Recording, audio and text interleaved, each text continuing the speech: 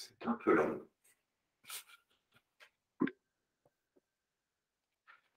Bonjour, bienvenue donc, aux minutes de l'innovation du projet UNA.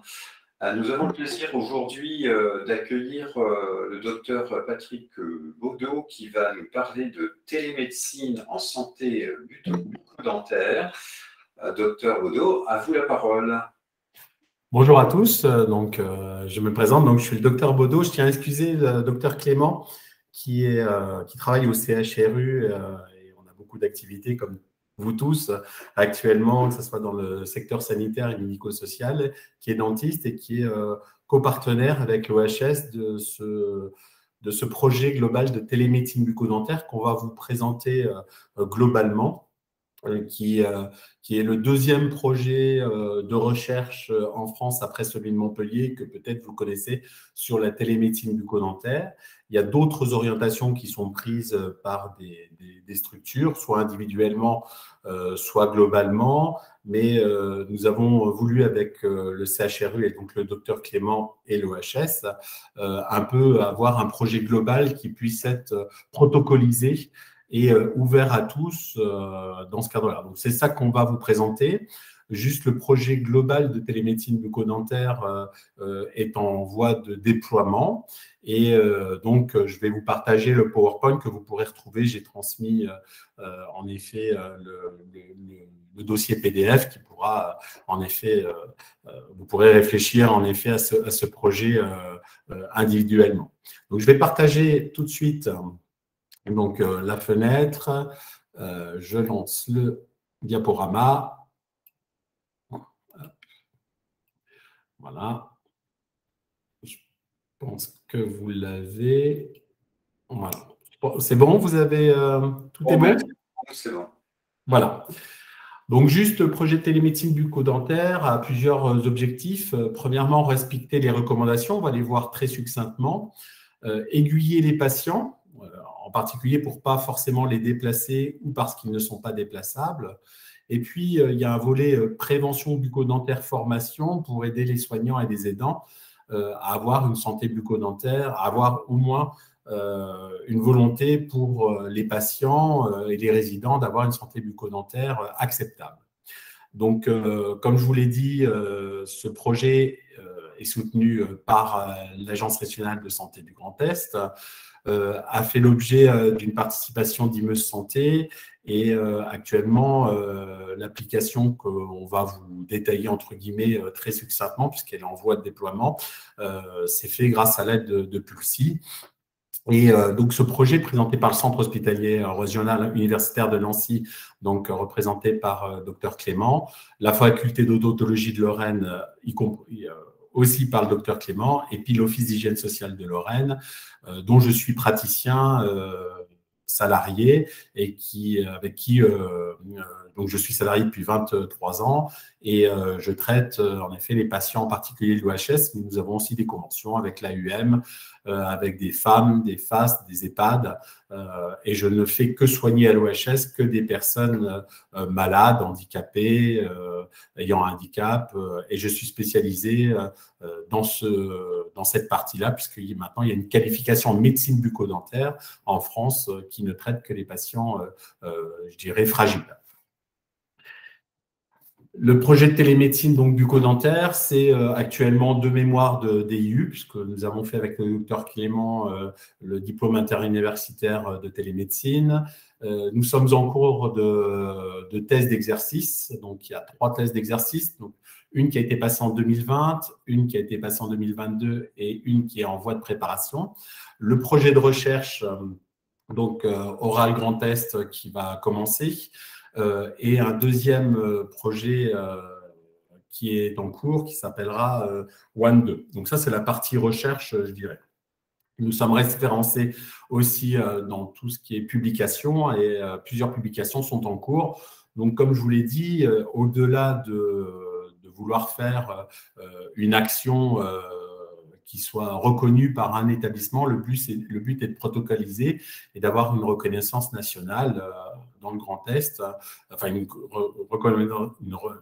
des actions nationales qui puissent être répétées au-delà du Grand Est. Donc, c'est pour ça que nous avons pris l'orientation en parallèle du déploiement de la télémédecine bucco-dentaire dans certains établissements, de développer tout ce qui est projet recherche, puisque maintenant, en effet, on est obligé d'avoir ces projets recherche pour pouvoir le déployer.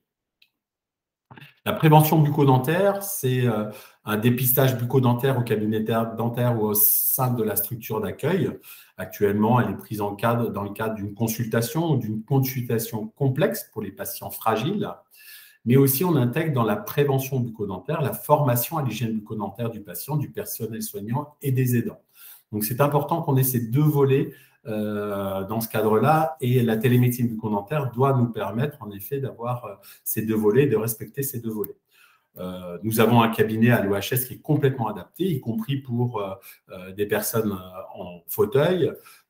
Nous traitons beaucoup de patients présentant un trouble du spectre de l'autisme. Moi, je suis référent au niveau du centre de ressources de l'autisme, par exemple, et nous faisons des formations, c'est la diapositive de droite, pour les aidants, en particulier dans les EHPAD, où nous avons une action de prévention. L'UFSBD, par exemple, le fait aussi très bien. Et donc, nous sommes délégués dans le cadre d'appel à projet dans ce cadre-là. La seule chose qu'il faut qu'on retienne pour ces patients ou ces résidents, c'est que la sensation de douleur se caractérise différemment chez les patients présentant un handicap ou fortement malades au niveau de la sphère orofaciale par rapport à un patient non fragile. Ça, c'est la base, en effet, de notre discours, c'est de dire que ce n'est pas parce qu'un patient ne se plaint pas qu'il n'a pas mal.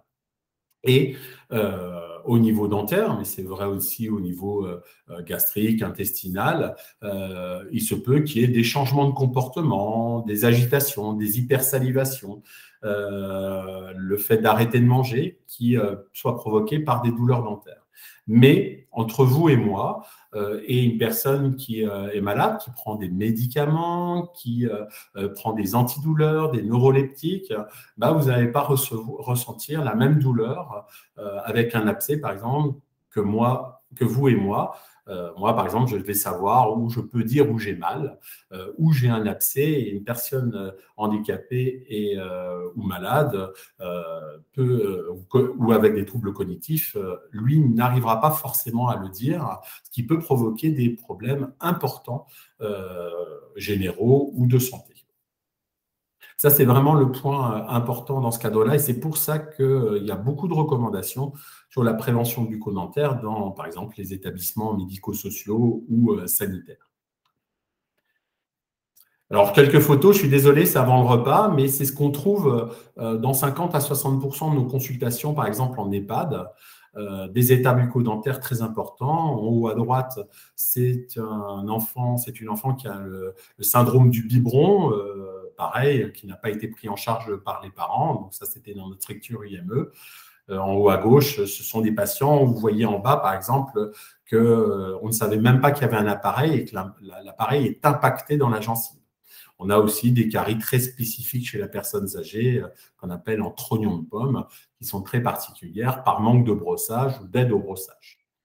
Là, c'est un enfant qui présente un trouble du spectre de l'autisme, pareil, problème d'hygiène, caries importantes, et lui avait vraiment des troubles très importants dans ce cadre-là, et le but était de le soulager. Donc, excusez-moi pour les photos, mais ça positionne bien que quand on regarde dans la bouche, qui n'est pas visible, contrairement à d'autres choses, une plaie par exemple extérieure, on a aussi des plaies très importantes dans la bouche qui peuvent provoquer de graves problèmes, des inflammations.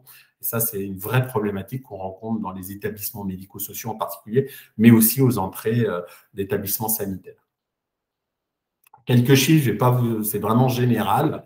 Vous avez tout ce qui peut influer sur un mauvais état bucco-dentaire, que ce soit d'ailleurs des caries ou des maladies parodontales ou de gencives, avec toutes les études qui sont référencées, et en particulier, par exemple, la bronchopneumopathie obstructive, la dérégulation de la glycémie, mais aussi, par exemple, chez les femmes enceintes, on a une implication directe de la mauvaise hygiène bucco-dentaire et de la présence de maladies en particulier gingivales, et en effet les accouchements prématurés, ce qui pose plein de problèmes. Et c'est pour ça que d'ailleurs le législateur et la CNAM ont fait un bilan bucco-dentaire à 4 mois pour les personnes qui sont enceintes. Donc, je ne veux pas vous lister, mais vous retrouvez en effet ces publications. Et bien sûr, on pourra vous les redonner sur tout ce qui a une application. C'est très, très peu connu. Mais par exemple, sur les maladies auto-immunes, comme la polyarthrite et la sclérose en plaques, une inflammation de bas grade à cause d'une inflammation de gencive peut provoquer une excitation du système immunitaire et donc une augmentation de tout ce qui est maladie auto-immune. Il faut savoir, par exemple, que dans les maladies cardiaques, en particulier les infarctus, on retrouve dans 45 à 50% des cas des bactéries de la bouche au niveau des plaques d'athérome. Donc, on le retrouve aussi dans les maladies d'Alzheimer, c'est assez bien référencé. Et maintenant, il y a l'acarie qui provoque des problèmes cardiaques, d'infections directes, mais il y a aussi les maladies parodontales qui sont vraiment l'objet de recherche, en particulier sur certains virus, en complément de l'herpès, cytomégalovirus ou de la génétique. Les recommandations assez rapidement sur la législation parce qu'elles sont très peu connues. Le code de déontologie, on doit soigner tout le monde. Le code de la santé publique, bien sûr, ça c'est général. La prise en charge de la santé bucco-dentaire des personnes fragiles dans une circulaire de 2011, le plan autisme, la convention qui a fait un gros pas vers le handicap et les patients malades avec des suppléments handicap, mais aussi les guides de bonnes pratiques de soins en EHPAD qui impliquent que l'hygiène bucco-dentaire fait partie intégrante de l'hygiène corporelle. Ne pas favoriser cette hygiène, ne pas aider le patient peut être considéré aussi comme une maltraitance. En 2010, il y a eu les recommandations de la HAS que vous pourrez retrouver sur toutes les personnes qui sont fragiles.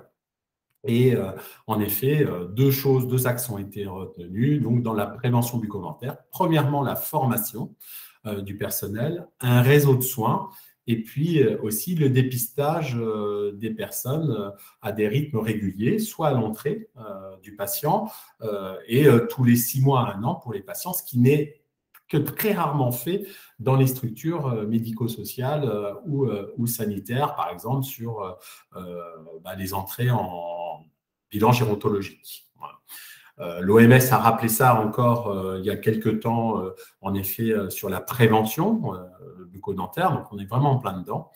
Et puis, depuis 3-4 ans, on a une augmentation dans ce cadre-là des recommandations et des obligations de présenter, je ne sais pas si vous le savez, mais un plan de prévention bucco-dentaire dans les contrats d'objectifs et de moyens.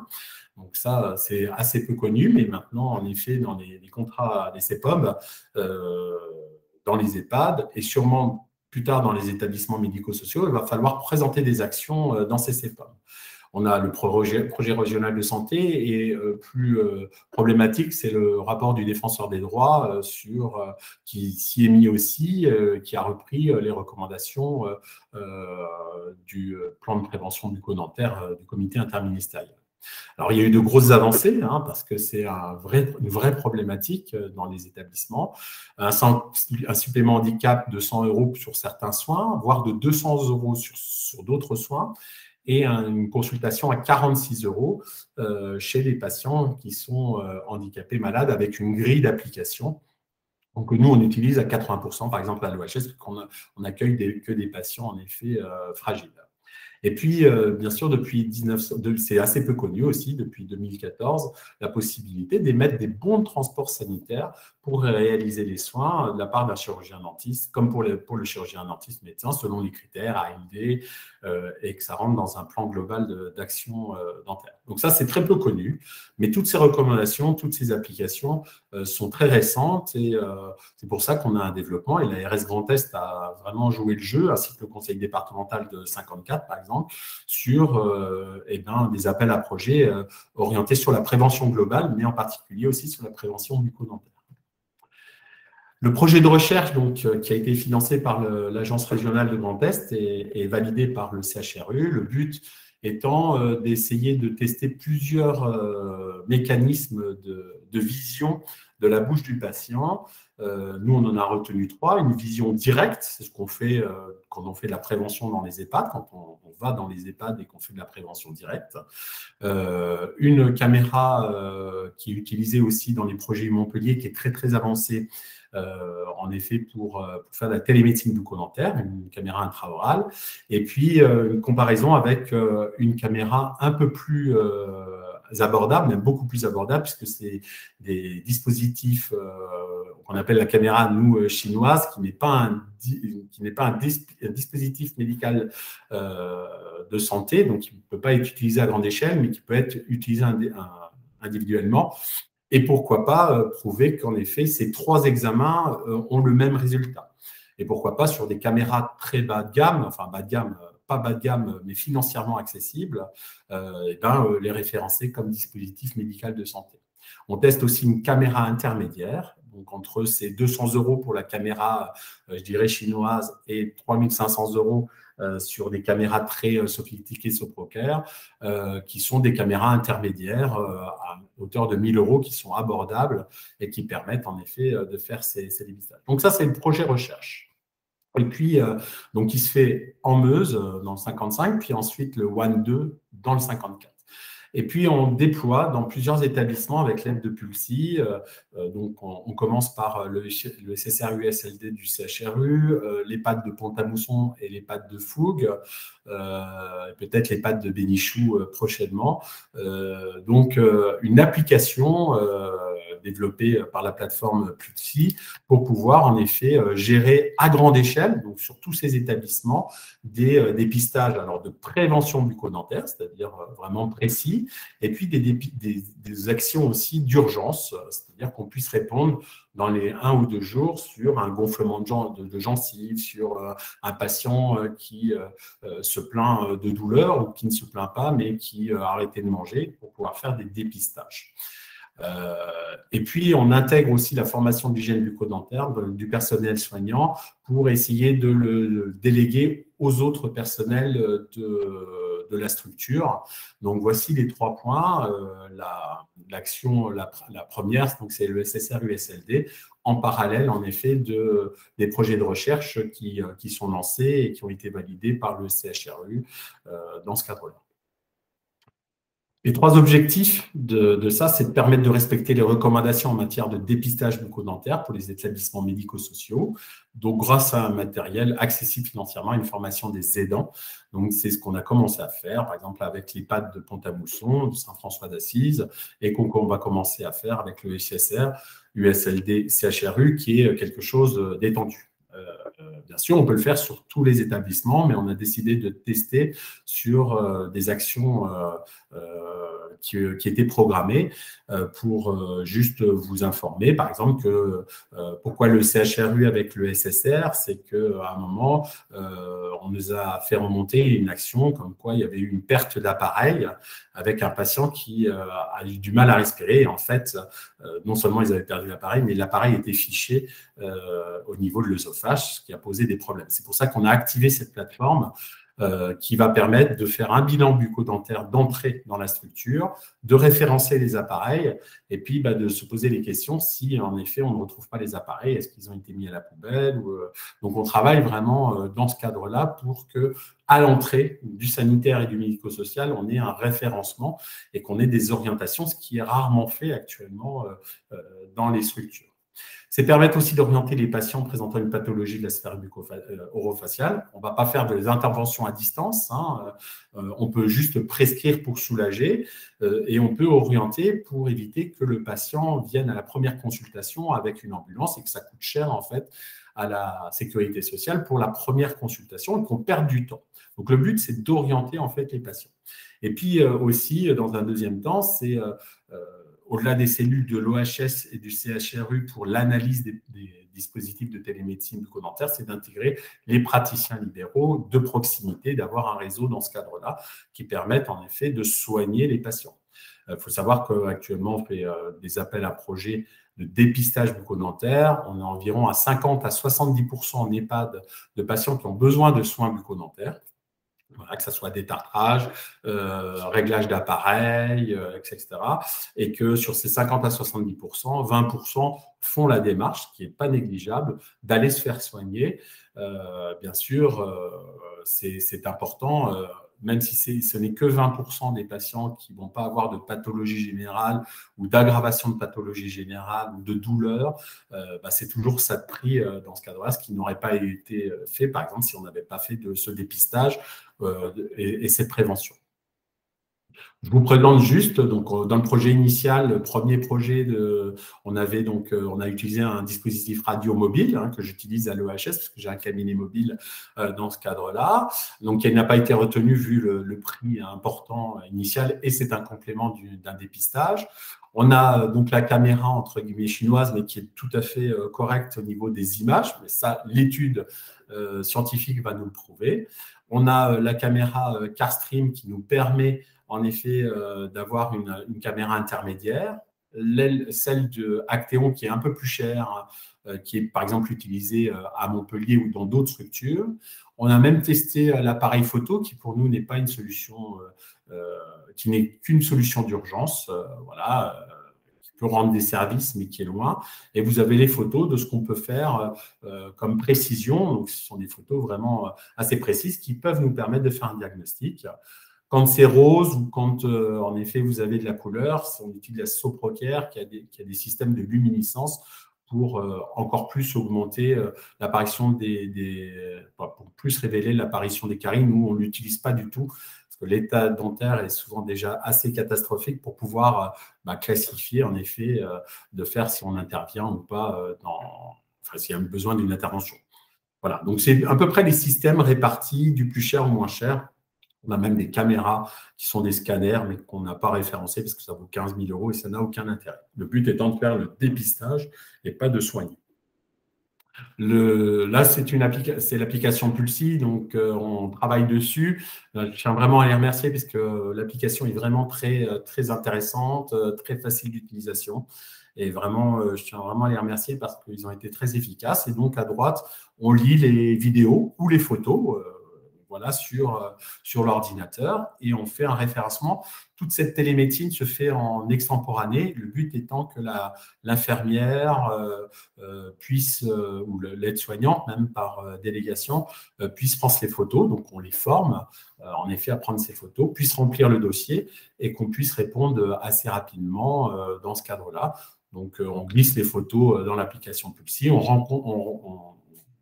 renseigne un formulaire très, très simple, que ce soit urgence ou un examen plutôt global, par exemple d'entrée. Et puis ensuite, on a une section médecin expert qui peut, comme toute plateforme de télémédecine, envoyer une ordonnance, par exemple, ou une prescription de consultation. Donc voilà, c'est en voie de développement. On a encore travaillé la semaine dernière et on est plutôt assez content. C'est ce qui sera déployé au niveau du SSR et du SLD, CHRU et ensuite dans les autres structures. L'avenir de la télémédecine bucco-dentaire. Je suis désolé d'avoir été assez rapide, mais au moins si vous avez la présentation et puis le PDF vous permettra d'appuyer plus et vous aurez nos adresses mail avec le docteur Clément. Donc, c'est d'obtenir prise en charge des actes de télémédecine bucco-dentaire, car actuellement, on est une des rares professions à ne pas l'avoir eu, alors qu'on a traité, on a référencé pendant la Covid, on a essayé d'aiguiller les patients. En effet, ça n'a pas encore été validé. Donc, c'est pour ça que ça ne passe que par des articles 51 ou l'aide de l'ARS ou des appels à projets globaux pour l'instant pour pouvoir faire l'expertise, l'achat du matériel. Il faut remercier l'ARS Grand Est dans ce cadre-là. C'est maintenir aussi des aides à l'investissement pour les établissements médico-sociaux et les équipements sanitaires par les ARS et les conseils départementaux. C'est surtout l'accès à Internet, mais là, on a vraiment beaucoup avancé. Et puis, on est aidé à les structures à assurer l'hygiène bucco-dentaire, que ce soit un chirurgien dentiste coordonnateur, une formation du personnel. Donc ça, on le fait déjà, mais le but est peut-être de les faire à distance, d'orienter le personnel soignant vers une efficacité sur le brossage bucco-dentaire, parce qu'on est très, très en retard. Alors, en France, en particulier dans les EHPAD, et c'est important dans ce cadre-là, en effet, de l'avoir, mais aussi dans les établissements médico-sociaux ou même au CHRU, on n'a pas cet apprentissage de brosser parce qu'on considère que le patient est assez autonome, alors ce qui n'est pas forcément vrai. Puis l'économie financière, c'est sur la première visite. Alors, sur les études d'impact financier, on est un petit peu gêné parce que comme la base n'est déjà pas faite, c'est-à-dire la consultation sur place n'est déjà pas faite, la formation du personnel n'est pas faite, ben, on part de zéro et on a juste une amélioration au niveau de la prise en charge du patient. Alors, si les tests sont concluants, on peut en effet le déployer sur plein de choses, sur les services d'urgence, dans les officines. Imeuse a déployé en effet des axes de télémédecine. On pourrait très bien le déployer avec des caméras et des personnes formées en HAD, en hospitalisation à domicile, mais aussi dans tous les services sanitaires, pour les migrants et les mineurs, dans bien sûr les prisons, puisque c'est une obligation. Enfin, il y a plein de choses qu'on peut développer dans ce cadre-là. Et le but, c'est d'avoir plusieurs panels, parce que, en effet, une infirmière libérale ne pourra pas s'acheter une caméra à 1 000 € pour 3 ou 4 consultations dans le mois ou d'aide à la consultation. Alors, le but, les limites du levier de la télémédecine bucco-dentaire, c'est bien sûr la stabilité du personnel. Ça fait 2 ans qu'on travaille, 3 ans même qu'on travaille sur ce projet, et ça a été notre problématique. Ça a été bien sûr la crise sanitaire, la Covid, parce qu'on n'allait pas gêner. L'urgence, c'était de traiter les résidents et les patients avant de faire de la télémédecine bucco-dentaire et de respecter les recommandations. Mais c'est vrai que là, on a un peu de mal, en effet, parce qu'il faut une stabilité du personnel formé. Au passage de la caméra. Alors, c'est assez rapide, hein, c'est 4 heures, mais c'est pas parfait. Même moi, des fois, je me plante au passage de la caméra. Mais en effet, il faut un peu d'apprentissage. Donc, dans ce cadre-là, pourquoi pas y voir une infirmière tournante, on y réfléchit. Il faut un certain investissement des médecins, des cadres de santé et des aidants dans la démarche de la santé orale. Ce que je vois, c'est 80% des structures, même des cadres infirmiers, ne sont pas forcément sensibilisés, n'ont pas forcément les textes, ne sont pas forcément sensibilisés à cette problématique parce que c'est quelque chose qu'on ne voit pas forcément. Dans trop d'EHPAD, il n'y a pas de référencement des appareils et ça, c'est une problématique quand on les perd, par exemple. Il y a une limite du système pour certains patients avec des gros troubles cognitifs, mais là, on a besoin de l'aide des infirmières qui savent prendre ces patients. Mais dans ce cadre-là, on peut toujours faire une consultation visuelle. Donc, on va dire que dans 80% des cas, ça peut rendre service, la télémédecine bucco-dentaire. Dans 10 à 20% pour des patients qui ont des gros troubles cognitifs, en effet, ça peut être une problématique. Et puis, il faut qu'en effet, il y ait un investissement aussi des professionnels de santé requis, des praticiens libéraux. Par exemple, ou du personnel de santé. C'est ce nous, on essaye de monter un peu un réseau de soins et dans ce cadre-là, avec l'OHS et le CHRU, des plateformes en effet d'analyse. Actuellement, on n'a pas de modèle économique, c'est ce qui viendra après, c'est-à-dire un abonnement de l'EHPAD. Est-ce que la consultation va être rémunérée? On n'a pas de ça. Mais en effet, on compte sur l'ARS Grand Est pour nous aider dans ce cadre-là. C'est le but aussi de ce partage de ces expériences. Un dernier point, donc si vous avez des questions, vous avez nos mails, et puis là, je vais répondre à vos questions.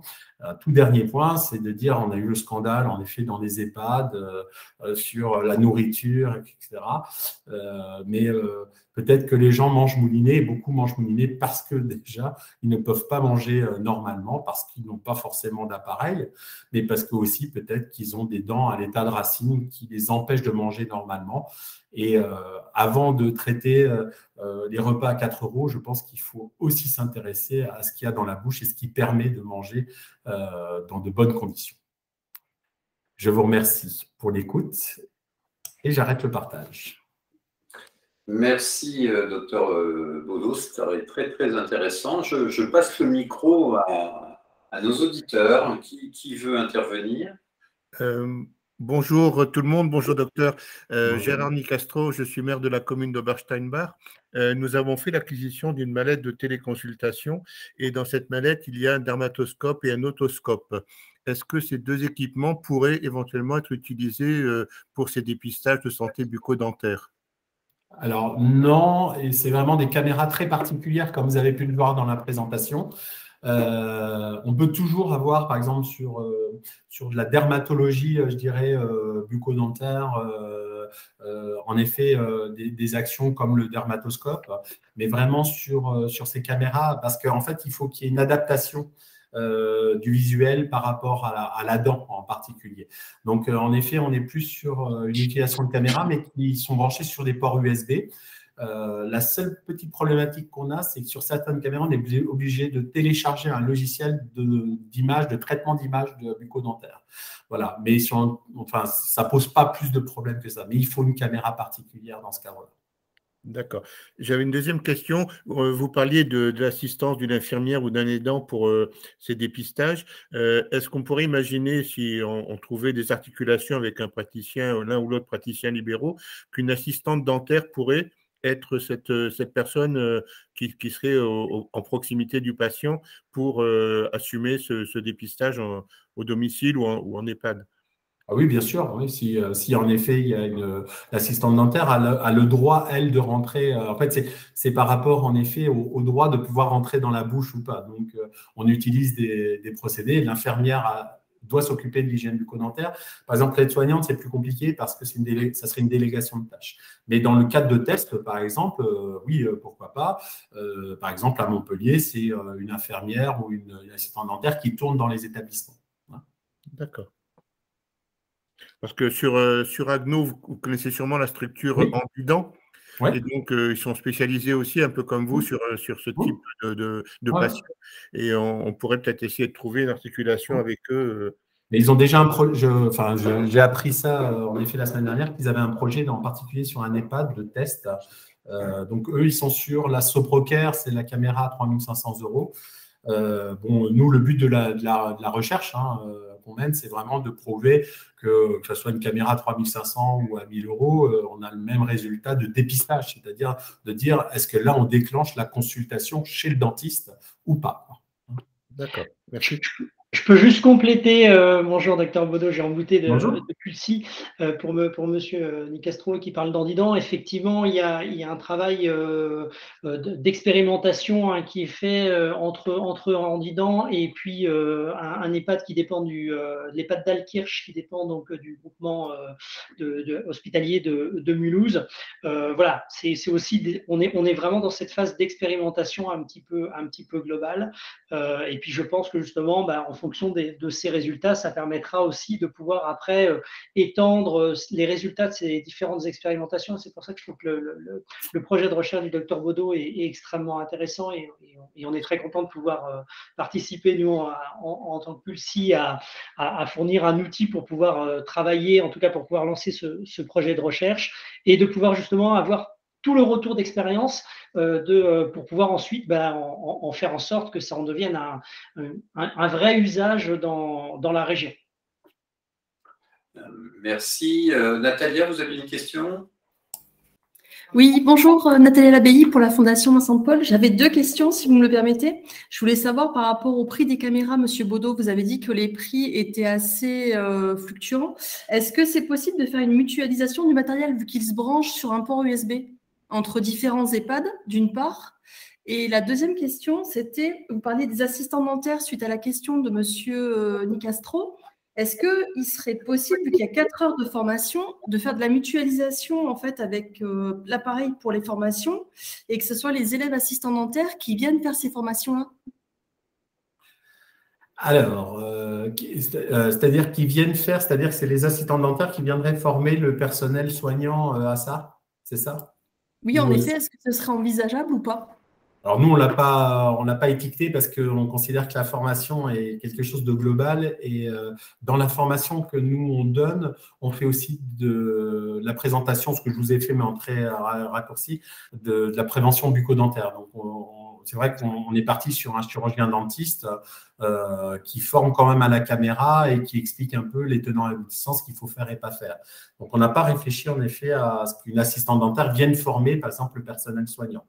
Ça, c'est un retour aux premières questions. Et puis, je pense que c'est bien aussi qu'il y ait un contact avec un chirurgien dentiste des équipes soignantes pour faire passer des messages, comme je viens de vous faire passer, en particulier sur les recommandations et puis sur ce qu'on peut trouver en bouche aussi, qui peut être problématique. Mais ça, c'est mon avis personnel, hein, peut-être que dans d'autres choses. Mais actuellement, c'est vraiment le chirurgien dentiste qui fait la formation. Sur l'achat de caméras, c'est juste une négociation avec le prestataire qui pourrait être pris. Hein, il y a aucun problème. Donc, je pense qu'on peut tirer, par exemple, sur Castream, si vraiment on en achetait beaucoup, en effet, on va être dans le cadre de 100 ou 200 euros. Si c'est la Soprocare, peut-être qu'on peut baisser à 2500 euros. Enfin, voilà quoi. Mais ça, c'est une négociation qui pourrait se faire globalement. Bon, vous voyez, au prix public, celle qu'on utilise, qui me paraît la plus simple à utiliser, la Castream, là, elle était à 1900 euros. On en a acheté 5-6. On est entre 1000 et 1200 euros. Voilà. Je vous remercie. Mais de rien. Merci. Y a-t-il d'autres questions?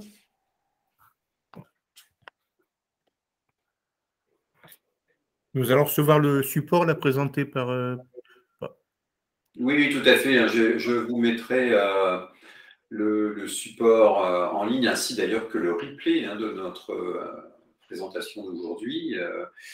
Effectivement, la question importante, c'est la rémunération des actes. Donc aujourd'hui, on s'inscrit en fait dans une téléexpertise, c'est-à-dire qu'il y a bien quelqu'un qui est le requérant, qui collecte les données via donc, cette caméra, puis complète une fiche d'information finalement minimaliste. Et puis l'expert à l'autre bout, qu'on appelle le requis dans le vocabulaire de la téléexpertise. Aujourd'hui, les rémunérations sont banalisées, j'allais dire, quelles que soient aujourd'hui les téléexpertises. C'est-à-dire que le requérant cote un acte qui rémunérait 10 euros et le requis cote un acte qui rémunérait 20 euros. Donc effectivement, par contre, les chirurgiens dentistes ne sont pas autorisés pour le moment à facturer les 20 euros.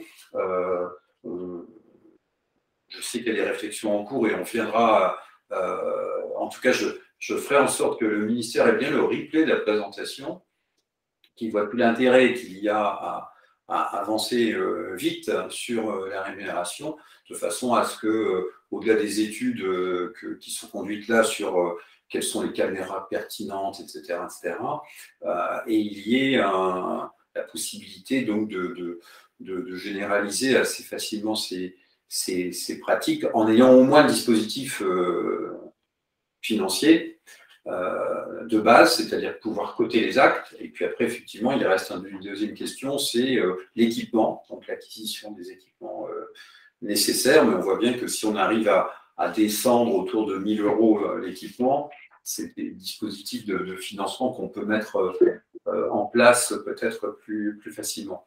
Je vois qu'il y a une main levée. Gabriel, à vous. Le micro est coupé.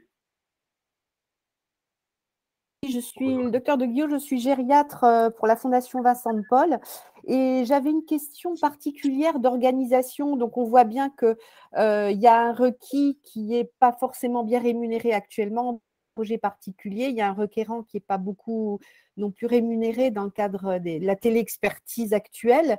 Mais souvent dans les EHPAD, en fait, il y a un problème aussi de personnes au chevet du résident. Notamment, est-ce que vous avez des expérimentations qui rajoutent des ressources humaines, assistantes dentaires, par exemple, pour accompagner cet acte de télémédecine, parce que d'expérience, c'est souvent un obstacle pour le développement de la télémédecine en EHPAD, d'avoir les personnes ressources au sein de l'EHPAD pour accompagner ces consultations, que ce soit dentaires ou autres consultations de télémédecine.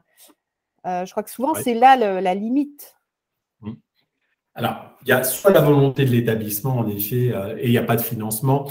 Et le but, en effet, c'est de répartir, d'avoir un service dans ce cadre-là. Et le but n'est pas de faire, par exemple, 20 consultations qui prennent une journée complète pour le passage caméra, mais plutôt de répartir, donc de former une personne qui l'intègre dans la globalité. Et en effet, il y a des obligations, il y a des recommandations, mais il n'y a pas eu de finance. Hein, c'est le problème de la prévention en France. Hein, en face. La deuxième chose, c'est grâce à des appels à projets. Nous, on teste. On en a testé un en particulier grâce à un appel à projet. C'est sur l'EHPAD de Pont-à-Mousson, Saint-François d'Assise. Dans le cadre de l'appel à projet, en effet, on a mis un 0,15 temps sur une infirmière qui s'occupe, en effet, c'est dans le test, hein, bien sûr, qui s'occupe et de la télémédecine et de la formation du personnel soignant et aidant. C'est-à-dire que moi, j'ai formé ce personnel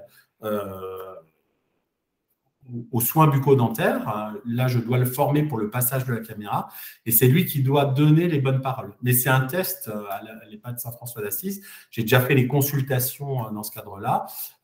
En effet, c'est dans le cadre d'un test, d'un appel à projet.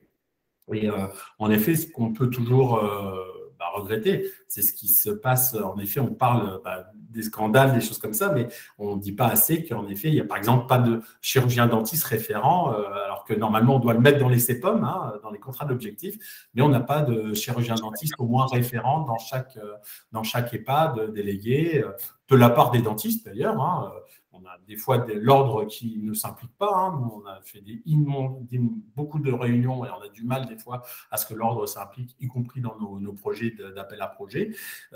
Mais en effet, le but est de tester différentes structures. Donc, on le teste par exemple sur l'EHPAD de Saint-François d'Assise avec un temps réservé sur 6 mois juste sur l'accompagnement des aidants et des soignants et sur la télémédecine bucco-dentaire.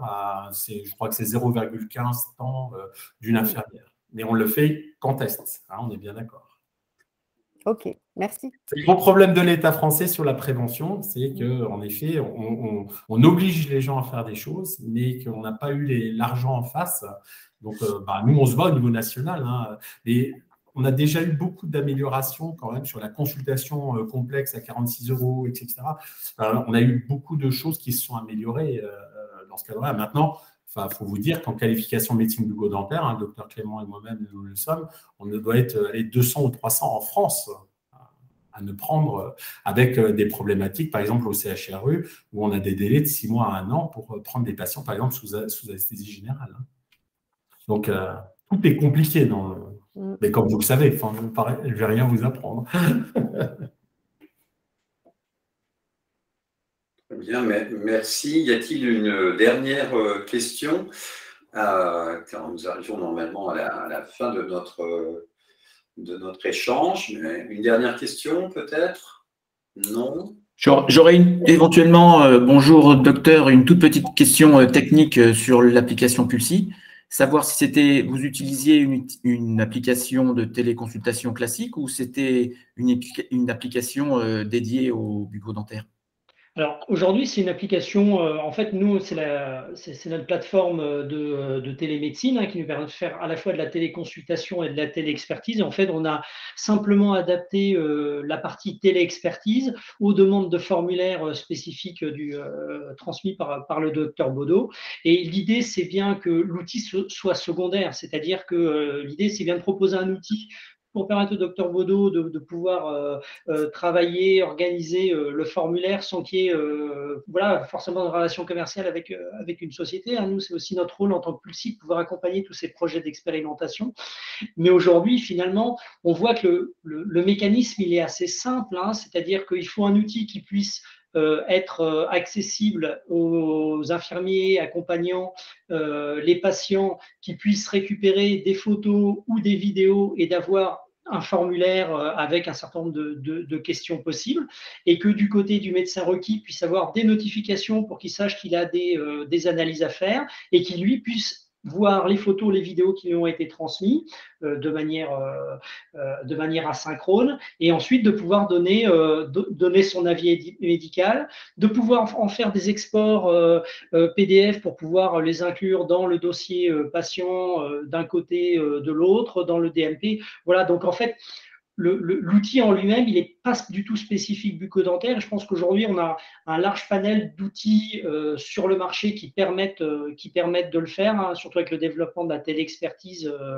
Voilà. Encore une fois, ce n'est pas un outil spécifique et je pense qu'il ne faut pas que ce soit un outil spécifique. C'est de la téléexpertise, une question, une pièce jointe, une réponse. C'est le principe un petit peu général. C'est vrai qu'on aurait voilà, dans la téléexpertise telle qu'elle est expliquée sur le site de l'assurance maladie, la téléexpertise, elle peut être faite aussi simplement avec une messagerie sécurisée. On voit bien que là, pour ces besoins-là, on a besoin d'un peu plus parce que les images, ça prend une certaine place, parce que les vidéos, ça peut prendre une certaine place. Et puis aussi, on a besoin d'un formulaire d'accompagnement qui va quand même permettre à l'infirmier qui est à côté du patient de pouvoir bien préciser tous les éléments nécessaires. Si je peux juste rebondir aussi, c'est juste vous dire que le but de notre travail, c'est de, premièrement, alors il y a les expérimentations qui peuvent se faire en effet, par exemple sur Didan, etc. Bon, par exemple, mais on a surtout cette protocolisation en fait. C'est pour ça qu'on a ce programme de recherche pour pouvoir développer en fait le maximum les choses et qui puissent être utilisées. La grosse problématique de Montpellier, qui est très bien abouti, etc., c'est que la mallette vaut 15-18 000 €, qu'il faut passer par une start-up pour l'analyse des images et que, par exemple, les EHPAD sont obligés de se passer la mallette parce que le coût est trop important. Nous, le but vraiment du projet de recherche, c'est de dire, bah, attendez, on n'est pas obligé de passer par une mallette, c'est d'avoir un protocole qui puisse être utilisé après par n'importe quel boutique, entre guillemets, qui utilise de la télémédecine. On a eu, par exemple, un rendez-vous avec Doc la semaine dernière, etc. Donc, on écoute un peu ce qui se passe, mais le but, c'est vraiment que ça soit utilisable et que ça soit le plus simple possible et avec du matériel accessible. Voilà, c'est un peu nos deux différences. C'est pour ça qu'on est obligé de faire un projet de recherche en parallèle et de protocoliser. Quand je dis protocoliser, c'est ce que vous a dit le représentant de Pulsi qui nous a aidé dans cette recherche, c'est de dire bah, attention, il faut qu'il y ait quand même un minimum le patient qui accepte, il faut qu'on ait des informations générales, puis un peu sur la santé bucco-dentaire, comment le patient mange, est-ce qu'il a des douleurs, etc. Voilà. C'est ça la protocolisation. Hein. Parfait, merci. L'heure est arrivée de nous séparer. Merci encore, docteur Baudot. Merci à vous tous. Pour votre intervention. Donc, nous nous retrouverons le 3 mai pour parler de télésurveillance en gériatrie, ce qui est un sujet aussi fort intéressant. Et je vous dis à très bientôt et au revoir. Merci beaucoup. Au revoir à tous. Merci. Au revoir.